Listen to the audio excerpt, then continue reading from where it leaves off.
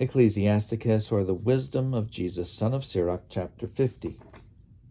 The leader of his brothers and the pride of his people was the high priest Simon, son of Onias, who in his life repaired the house, and in his time fortified the temple. He laid the foundations for the high double walls, the high retaining walls for the temple enclosure. In his days a water cistern was dug, a reservoir like the sea in circumference. He considered how to save his people from ruin and fortify the city against siege.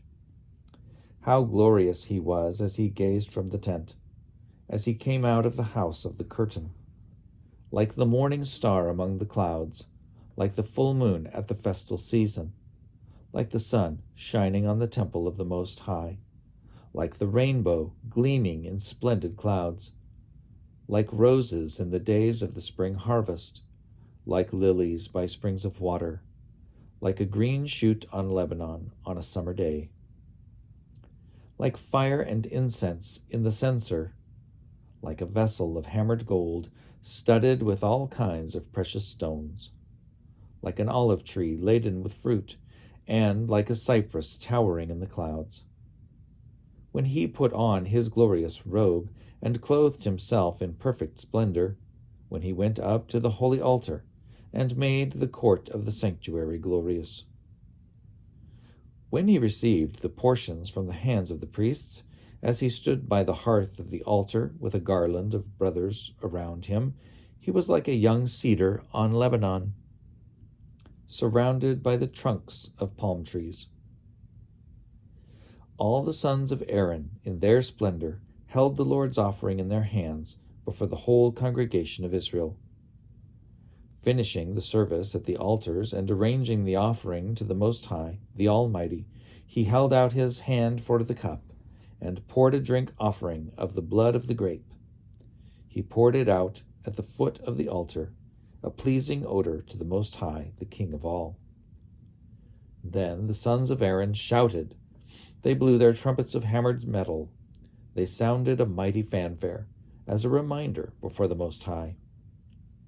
Then all the people together quickly fell to the ground on their faces to worship their Lord, the Almighty God, Most High. Then the singers praised him with their voices in sweet and full-toned melody, and the people of the Lord Most High offered their prayer before the Merciful One, until the order of worship of the Lord was ended, and they completed his ritual. Then Simon came down and raised his hands over the whole congregation of Israelites to pronounce the blessing of the Lord with his lips and to glory in his name. And they bowed down in worship a second time to receive the blessing from the Most High.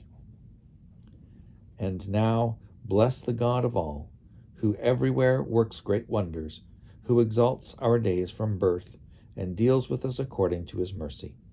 May he give us gladness of heart, and may there be peace in our days in Israel, as in the days of old. May he entrust to us his mercy, and may he deliver us in our days. 2 nations my soul detests, and the third is not even a nation. Those who live in Seir, and the Philistines, and the foolish people who live in Shechem. Instruction in understanding and knowledge I have written in this book, Jesus, son of Eleazar, son of Sirach of Jerusalem, whose mind poured forth wisdom. Happy are those who concern themselves with these things, and those who lay them to heart will become wise. For if they put them into practice, they will be equal to anything, for the fear of the Lord is their path.